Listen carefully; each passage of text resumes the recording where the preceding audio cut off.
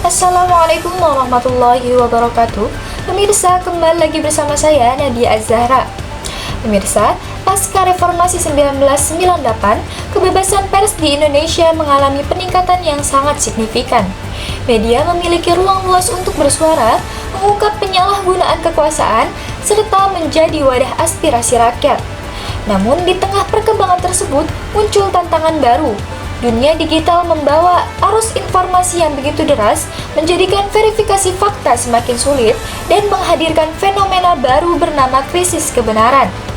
Sejarah panjang perjalanan jurnalisme di Indonesia telah melewati berbagai babak penting. Pada masa kolonial, pers berfungsi sebagai alat perjuangan melawan kekuasaan penjajah. Di era Orde Baru, media berada di bawah tekanan dan pengawasan ketat pemerintah. Baru setelahnya, reformasi dan lahirnya Undang-Undang Nomor 40 Tahun 1999 tentang pers, kebebasan media kembali pulih.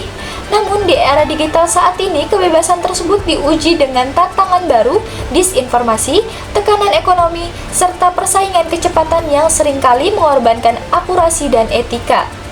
Pemirsa, baru-baru ini, publik dikejutkan oleh peristiwa tragis di Sibolga, Sumatera Utara. Seorang mahasiswa perantau asal Aceh ditemukan tewas setelah diduga menjadi korban pengeroyokan di area Masjid Agung. Kejadian ini langsung viral di media sosial, namun banyak versi berbeda yang beredar tanpa kejelasan sumber.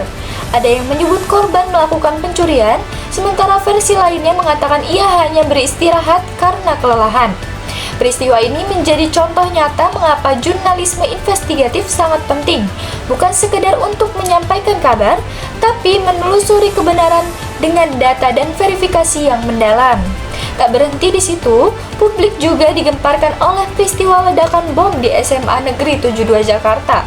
Ledakan yang berasal dari bom rakitan ini memunculkan kepanikan dan pertanyaan besar tentang keamanan lingkungan sekolah. Dalam situasi seperti ini, media berperan vital untuk mencari fakta, menggali motif, serta memastikan bahwa publik tidak terjebak dalam informasi palsu atau spekulasi yang menyesatkan. Jurnalisme investigatif hadir sebagai pengawas sosial yang menelusuri apa yang sesungguhnya terjadi dan memastikan proses hukum serta keamanan publik berjalan transparan. Jurnalisme investigatif merupakan benteng terakhir demokrasi.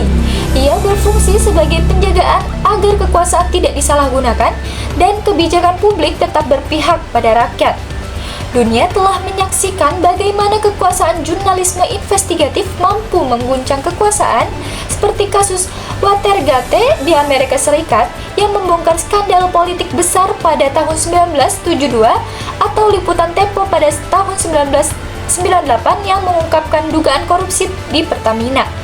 Semua itu menunjukkan bahwa kekuatan utama jurnalisme bukan pada sensasi, melainkan pada keberanian menyingkap kebenaran. Namun, di era digital, teknologi yang seharusnya membantu kerja jurnalistik justru bisa menjadi ancaman baru. Algoritma media sosial kerap memunculkan berita yang paling populer, bukan yang paling benar. Hoax dan disinformasi menyebar jauh lebih cepat daripada klarifikasi. Literasi publik yang rendah memperburuk keadaan hingga munculnya istilah post-truth era, masa ketika emosi dan opini lebih dipercaya dibandingkan fakta dan data. Dalam situasi ini, tugas jurnalis menjadi semakin berat, menjaga integritas dan mengutamakan akurasi dan memastikan setiap berita lahir dari proses verifikasi yang ketat. Tantangan lain yang dihadapi media adalah tekanan ekonomi dan perubahan model bisnis. Banyak redaksi kini lebih mementingkan klik dan tayangan dibandingkan kedalaman liputan. Padahal jurnalisme sejati menuntut waktu, riset, dan keberanian. Disinilah jurnalisme investigatif menjadi roh dari keberlangsungan demokrasi. Ia mengingatkan bahwa tugas utama media bukan mengejar viralitas tetapi menegakkan kebenaran.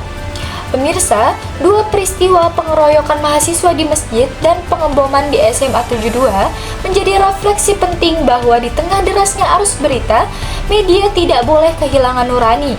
Jurnalisme harus kembali berpihak pada kemanusiaan, bukan pada kepentingan atau kecepatan.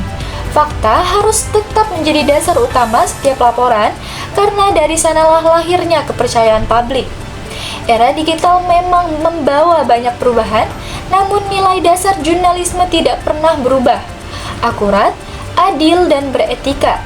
Selama jurnalis memegang teguh prinsip itu, media akan tetap menjadi tiang penyangga demokrasi, perlindungan kebenaran, dan suara bagi mereka yang tak bersuara. Saya Nadia Az-Zahra, terima kasih telah menyimak. Wassalamualaikum warahmatullahi wabarakatuh.